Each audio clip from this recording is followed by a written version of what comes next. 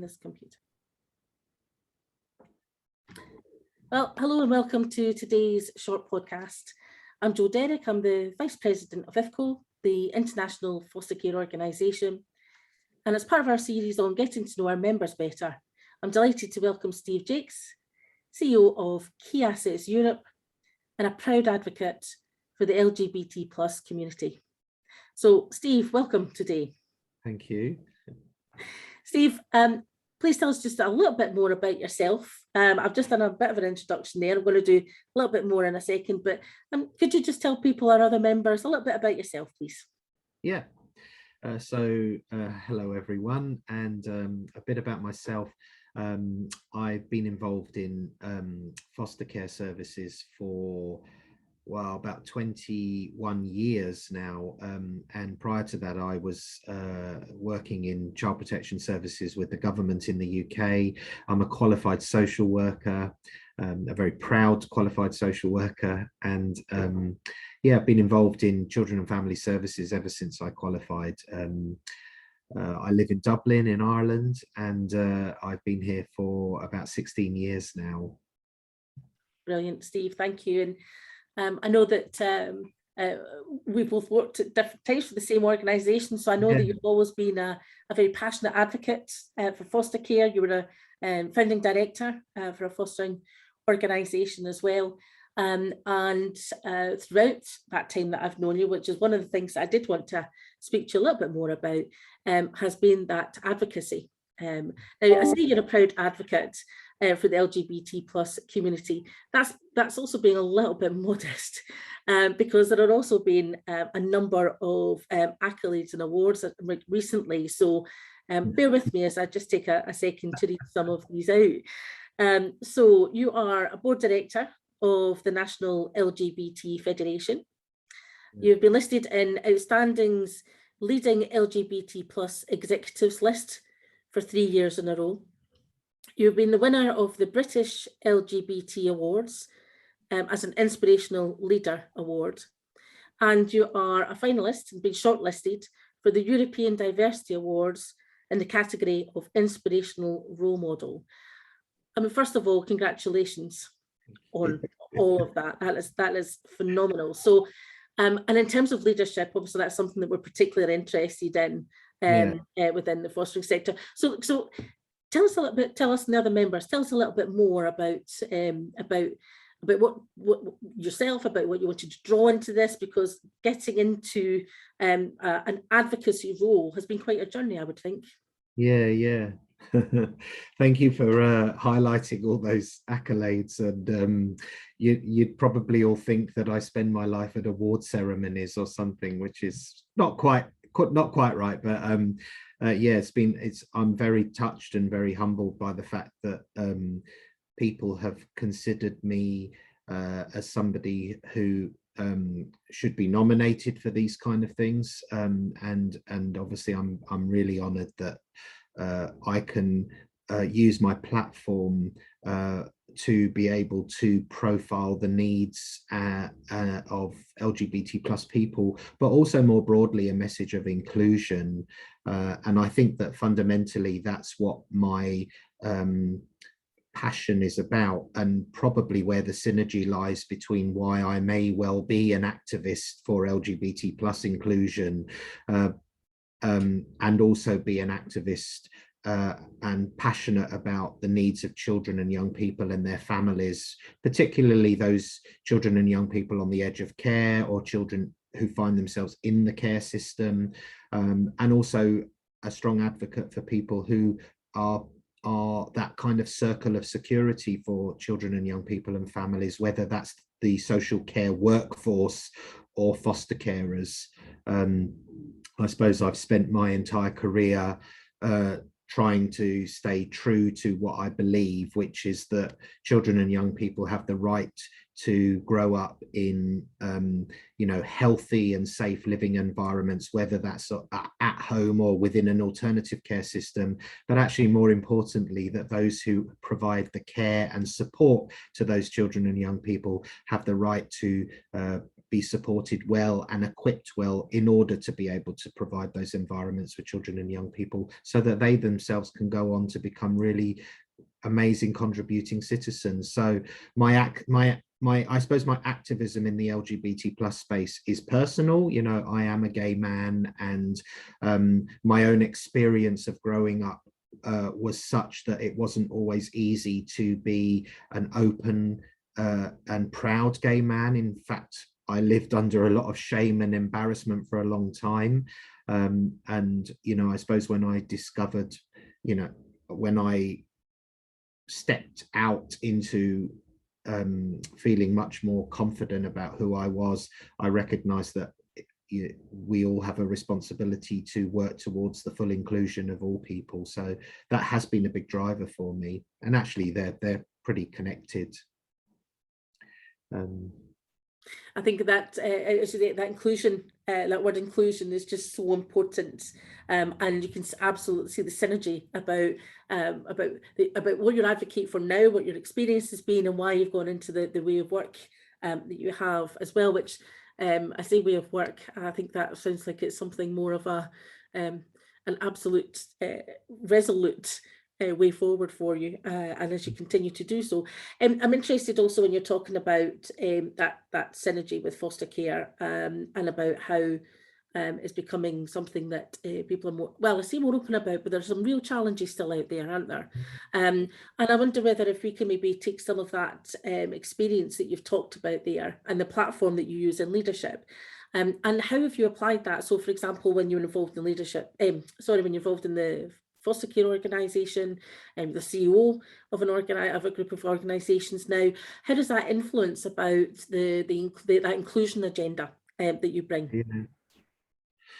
I suppose the key thing is that you know, we all have a responsibility to create safe and welcoming and therapeutic and inclusive places for children and young people. And my view is that, you know, if you place the needs of children and young people at the center of everything that you do, then that needs to inform all of our behaviors and all of our approaches to making sure that inclusion is central to that. You rightfully say that it's not always been easy to bring an LGBT plus inclusion message into an environment where you're working with a broad spectrum of people who represent a broad community, who bring their own values and their own belief systems, etc., into the caring world. So I think a lot of the times I'm reminded about how important it is to listen and learn from each other, but also be quite clear at the end of the day about the messages that you want to give, whether it's about, you know, LGBT plus inclusion, whether it's about an anti-racism message, whether it's about recognizing the unique needs of people with disabilities. The message needs to be consistent that we are an organization, or the places that I work within recognize that whilst people may have different views, different biases, etc., that there's something that is foundational to who we are, and therefore, you know, we continue to push and encourage that message that the organization, for example, that I'm part of, this is an inclusive place, and if you want to be a part of it, it's important that you share those values and beliefs as well.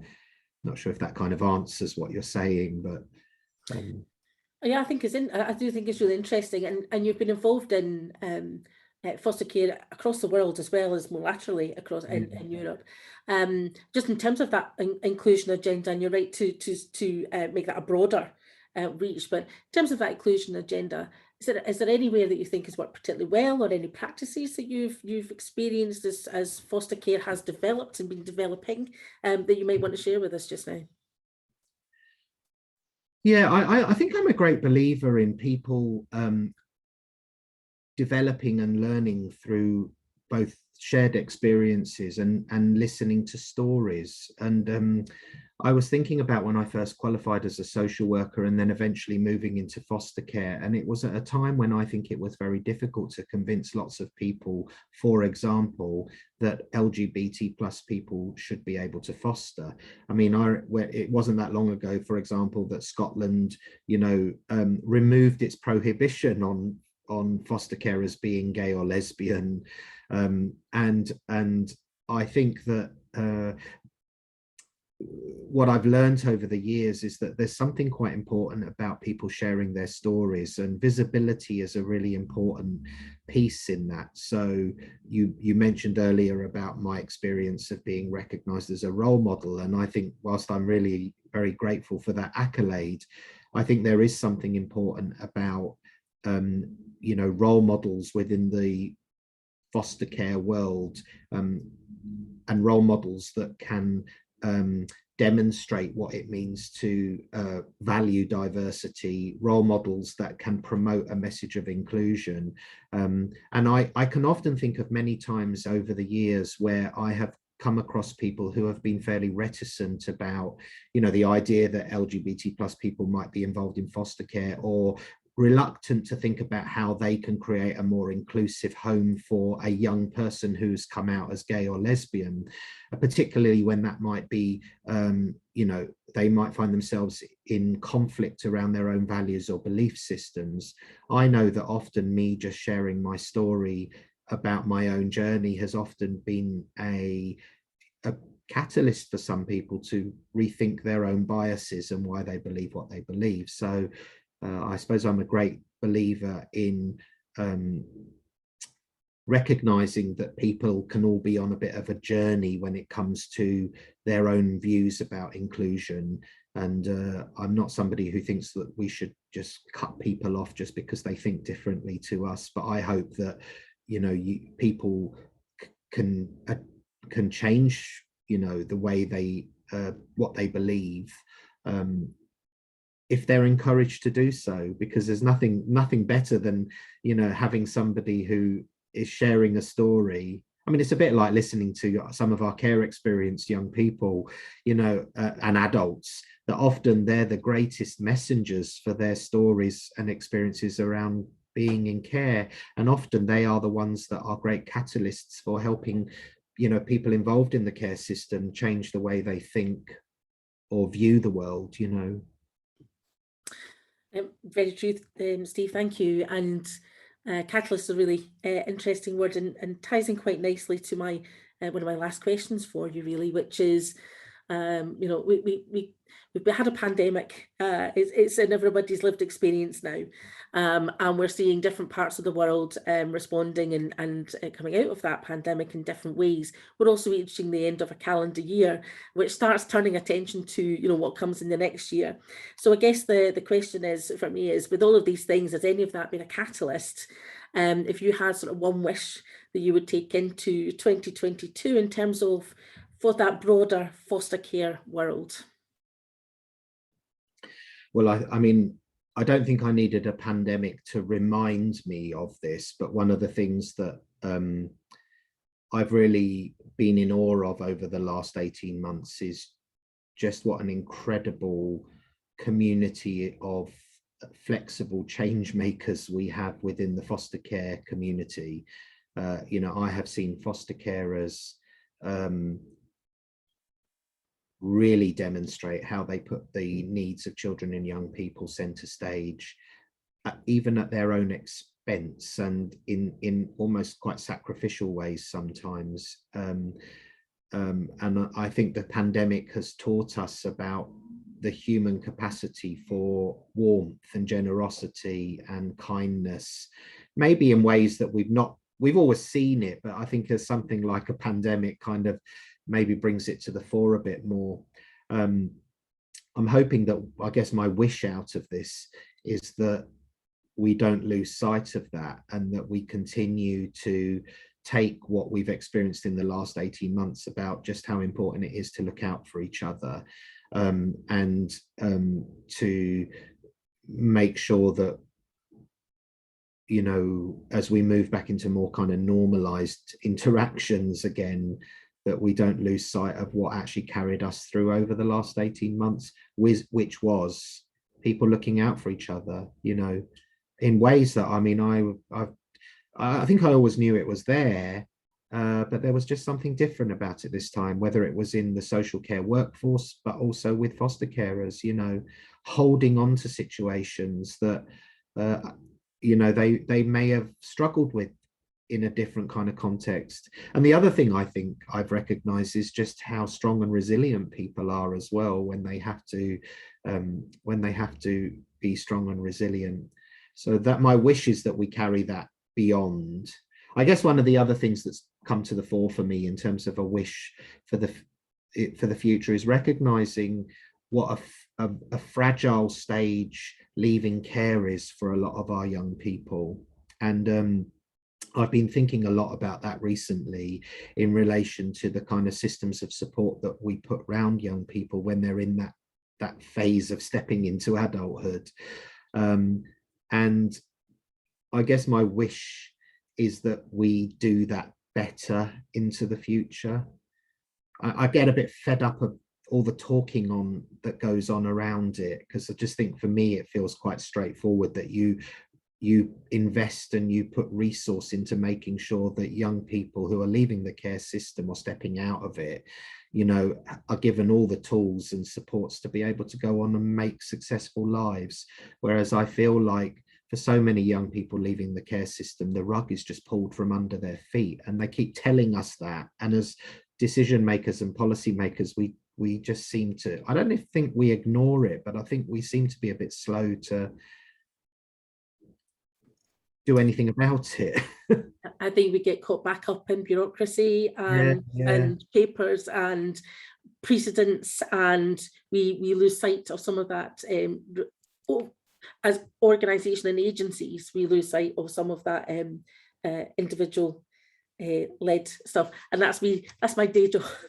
So that's where I couldn't help but coming in on that bit there as well. So Steve, I'd like to just say thank you very much. I'd love to talk to you for longer, and maybe there's a conversation that we continue, because there is so much in there, but as a series of podcasts where we're just introducing our members to each other, and I'd like to say thank you very much for leading the way on this one and being one of our first speakers to do so. And we really appreciate, as IFCO, we appreciate that Key Assets Europe is an organisational member, and that you as the CEO of Key Assets Europe are very supportive of what IFCO is trying to do and continues to do, celebrating our 40th year and our plans for how we go forward. So we know that this is a way that we will continue conversations either on podcast or off, and keep connected. But I just wanted to echo what you were saying about the resilience that's been around for people, and just recognise that actually if we can be that circle of security internationally in many ways for people who are around children and young people, we can deal with some of these massive challenges that, as you say, pandemic has shone a light on, and maybe just refreshed for some of us what some of those issues have been. Steve, thank you so much for the opportunity to have this time with you today. And I'd just like to say on behalf of IFCO, all the best, and we'll be speaking again soon. Thank you. Thank you.